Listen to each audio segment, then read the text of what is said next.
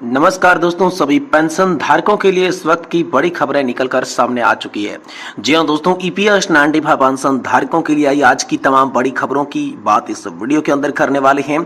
जी हां दोस्तों, आप सभी के लिए पहली और बड़ी अपडेट की बात करें तो दोस्तों आप सभी को अपनी मोबाइल की स्क्रीन पर अच्छे से दिखाई दे रहा होगा। ईपीएस 95 पेंशन को लेकर बड़ी खबर आ रही है। पेंशन को लेकर ईपीएफओ सरकार को 4 बड़े सुझाव। पेंशन योग्य वेतन सीमा में संशोधन से बढ़ेगा पैसा, इसको लेकर बड़ा अपडेट आ चुका है। इसके बारे में आज की इस वीडियो के अंदर बात करेंगे। वही दोस्तों ईपीएस 95 हायर पेंशन और लोकसभा चुनाव, यहाँ पर जो है पेंशन भोगी बोले हम स्किलधारी हैं, भिखारी नहीं है। दोस्तों आप सभी के लिए ईपीएस 95 हायर पेंशन को लेकर बड़ी खबर निकलकर सामने आ चुकी है। साथ ही दोस्तों आप सभी के लिए 20% पेंशन बढ़ोतरी का फायदा आप सभी को मिलने जा रहा है। पेंशन में दोस्तों संशोधन को लेकर आदेश आप सभी के लिए जारी हो चुका है। इसके बारे में भी दोस्तों आज की इस वीडियो के अंदर संपूर्ण रूप से जानकारी आप सभी को दी जाएगी। वहीं दोस्तों ईपीएस 95 पेंशनर्स को भरते हैं या पर सुपर टैक्स, आज पाई को हो रहे हैं मोहताज। पेंशन धारकों के वोट बैंक भी नहीं है। दोस्तों आप सभी के लिए बड़ी खबर है। ईपीएस 95 पेंशन धारकों के लिए विशेषकर इंपोर्टेंट खबर निकल कर आ रही है। वहीं सरकारी कर्मचारी पेंशन धारकों के लिए भी 20% पेंशन को लेकर या पर बढ़ोतरी का बड़ा फायदा आप सभी को मिलेगा। इसमें दोस्तों संशोधन का आदेश भी आ चुका है। तो दोस्तों चारों बड़ी खबरों की चर्चा आज की इस वीडियो के अंदर करने वाले हैं। इसलिए आप सभी से निवेदन करते हैं कि दोस्तों आज की इस वीडियो को आप लास्ट तक जरूर देखिएगा। साथ ही अगर हमारे चैनल पर पहली बार विजिट कर रहे हैं तो दोस्तों हमारे चैनल को सब्सक्राइब कर लें और वीडियो को लाइक जरूर करें। तो चलिए बिना किसी देरी के यहाँ पर पेंशन धारकों से जुड़ी तमाम बड़ों की खबरों का सिलसिला जो है वो शुरू करते हैं। जहां दोस्तों पहली बड़ी खबर की बात करें तो ईपीएस 95 पेंशन को लेकर बड़ी खबर है। पेंशन को लेकर कर्मचारी भविष्य निधि संगठन और सरकार को 4 बड़े सुझाव दे दिए जा चुके हैं। पेंशन योग्य वेतन सीमा में संशोधन से ही पैसा और पेंशन बढ़ने वाली है। इसको लेकर दोस्तों आप सभी के लिए बड़ी खबर निकलकर सामने आ चुकी है। तो चलिए पूरी खबर विस्तार से जानते हैं, लेकिन आप वीडियो को लास्ट तक देखेंगे तो ही दोस्तों आप पेंशन धारकों से जुड़ी जो भी बड़ी खबर है, जो भी खुशखबरी है, उससे अवगत हो पाएंगे। इसलिए निवेदन आपसे करेंगे कि दोस्तों वीडियो को आप लास्ट तक जरूर देखते रहिएगा। ईपीएस 95 पेंशन को लेकर बवाल थम नहीं रहा है। सरकार और पेंशन भोगियों के बीच यहां पर जो है सीधी लड़ाई हो रही है। कर्मचारी भविष्य निधि संगठन यानी कि ईपीएफओ पर गुस्सा उतारा जा रहा है। सरकार से बड़े आश्वासन की उम्मीद थी जो मिली नहीं। अब पेंशनर्स खुद सरकार को कई सुझाव दे रही हैं जिससे पेंशन भोगियों को लाभ कैसे मिल सके ये बताया जा रहा है। दोस्तों पेंशनर्स आंदोलन से जुड़े रामकृष्ण पिल्लई ने सुझाव दिया कि सोशल मीडिया पर एक पोस्ट के माध्यम से उन्होंने लिखा कि मेरे हिसाब से ईपीएस 95 पेंशनर्स के लिए सरकार को ठोस पहल करनी चाहिए। क्या क्या पहल हो सकती है, इसको लेकर दोस्तों 4 बिंदुओं में समझाया गया है। उद्देश्य यही है कि पेंशन भोगियों का इसमें भला हो सके। तो दोस्तों 4 पॉइंट में समझिए कि आखिरकार ईपीएस 95 पेंशन धारकों को कैसे हो सकता है उनका भला। जिसमें पहला पॉइंट दर्शाया गया कि सरकार ने पिछले संशोधन यानी कि 1/9/2014 से मुद्रास्फीति और वेतन वृद्धि में वृद्धि को ध्यान में रखते हुए पेंशन योग्य वेतन सीमा को संशोधित करना चाहिए, यानी कि पहला पेंशन योग्य वेतन में संशोधन।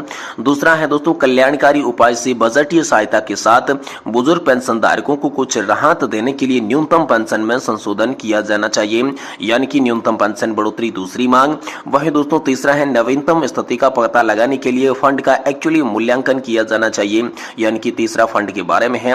और चौथा है दोस्तों यहाँ पर ईपीएस फंड को अधिक रिटर्न्स देने वाले साधनों में निवेश किया जाना चाहिए। इससे शुरुआती सेवानिवृत्ति लोगों की मृत्यु के कारण सरकार का सब्सिडी का बोर्ड धीरे धीरे कम हो जाएगा, यानी कि दोस्तों पेंशन फंड का ऐसी जगह में निवेश करना जहां से बेहतर रिटर्न मिल सके।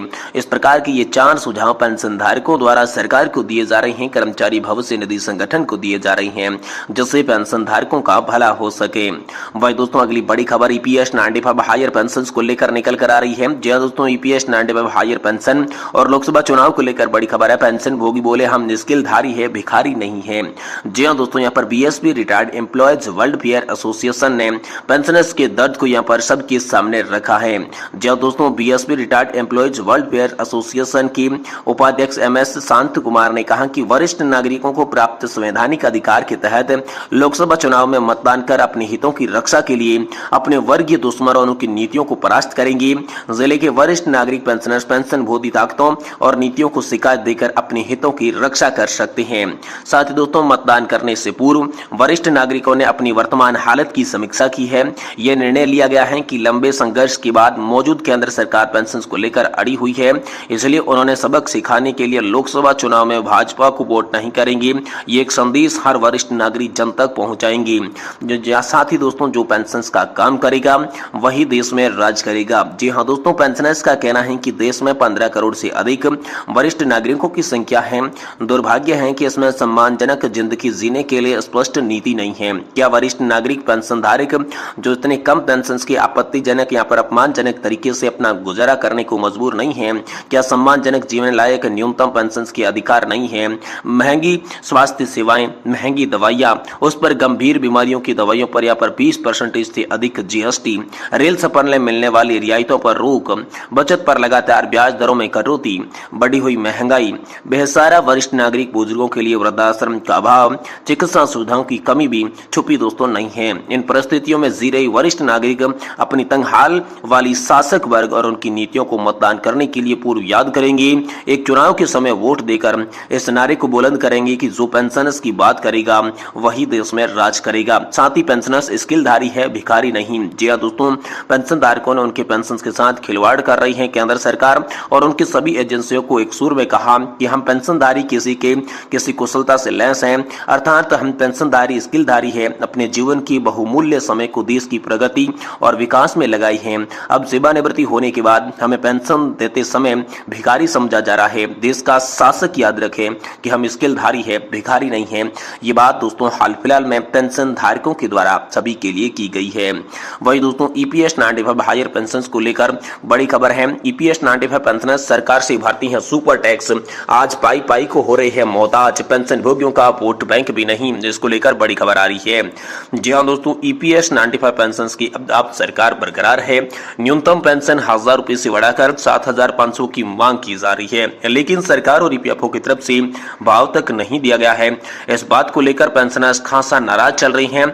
सोशल मीडिया पर तरह तरह के पोस्ट विरोध दर्ज करवाई जा रही हैं। वहीं पेंशन भोगियों की पीड़ा भी बयां की जा रही है। दोस्तों, ईपीएस 95 पेंशन आंदोलन को सक्रिय सदस्य विलास रामचंद्र गोखवाले ने फेसबुक पर पोस्ट करके कमेंट करते हुए अपना दर्द बयां किया। लिखा कि हमारा एक यहाँ पर जो है सभी ईपीएस 95 खुद मेहनत करके सरकार को सुपर टैक्स भी भरते हैं।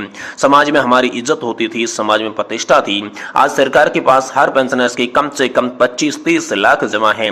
इन्हीं जमा में खुद की राशि को कुछ हिस्सा सरकार को मांगते हैं। हम भीख नहीं मांगते। ये बात सरकार को समझ में नहीं आती। ये ताज्जुब की बात है। पेंशन भोगी राजनीतिक दलों के लिए वोट बैंक नहीं है। एवं अन्य पेंशनर्स ने यहाँ पर ईपीएस 95 न्यूनतम पेंशन का पक्ष रखा। लिखा कि ईपीएस पेंशनर्स में वृद्धि की संभावना बहुत कम है, जो एक स्वविज्ञापित परियोजना है। यदि पेंशन फंड प्रदर्शन अच्छा है तो वार्षिक बोनस भी एकमात्र संभावना है। सरकारी समर्थन में न्यूनतम पेंशन में वृद्धि एक व्यक्तिगत परिवर्तन संभावना है। यह सरकार की प्राथमिकता और उदारता का निर्भर करता है। ईपीएस पेंशन भोगी वर्तमान में राजनीतिक दलों के लिए वोट बैंक भी नहीं है। चुनाव के समय में सबसे ज्यादा आरोप लगाए जा रहे हैं। रामकृष्ण पिल्लई ने लिखा कि चुनाव का समय है, चुनाव के समय में ही सबसे ज्यादा आरोप प्रत्यारोप लगते हैं। धोखाधड़ी से लेकर लूटपाट और छेड़छाड़ से ये बलात्कार तक उनके पास क्या बचा हुआ है। ये दोस्तों लगातार आरोप जो है पेंशन धारक जो पाई पाई को मोहताज हो रहे हैं वो लगा रहे हैं। इस बीच दोस्तों, सरकारी कर्मचारी पेंशन धारकों के लिए बड़ी खबर आ चुकी है। जी हाँ दोस्तों, 20% पेंशन बढ़ोतरी का फायदा अब आप सभी को दिया जाएगा। पेंशन में संशोधन का आदेश आप सभी के लिए जारी हो चुका है। जी हाँ दोस्तों, लगातार पेंशन भोगी मांग कर रही थी कि यहाँ पर जो है उन्हें 65 साल की उम्र पूरी होते ही उनकी वार्षिक पेंशन में 5% की बढ़ोतरी की जाए, लेकिन केंद्र सरकार ऐसा नहीं कर रही थी और 80 साल पूरी होने के बाद 20% एडिशनल पेंशन का फायदा दे रही थी। तो अब इसी को लेकर बड़ी खबर आई है कि उनकी एडिशनल पेंशन में 20% की यहाँ पर जो है नई बेसिक निर्धारित की गई है। दोस्तों, इसमें भेदभाव खत्म किया जाएगा। तो 75 साल से भी दोस्तों आप सभी को 20% पेंशन का फायदा मिलेगा। बाकायदा इसके लिए पेंशनर्स या पर फैमिली पेंशनर्स के लिए एज के आधार पर एडिशनल पेंशन के अंदर वर्दी जारी कर दी गई है, जिसमें 75 साल से 80 साल के बीच वाले पेंशन धारकों को 20% बेसिक पेंशन और फैमिली पेंशन में वृद्धि का लाभ मिलेगा। इसके लिए दोस्तों आप सभी के लिए लिस्ट भी जारी कर दी जा चुकी है।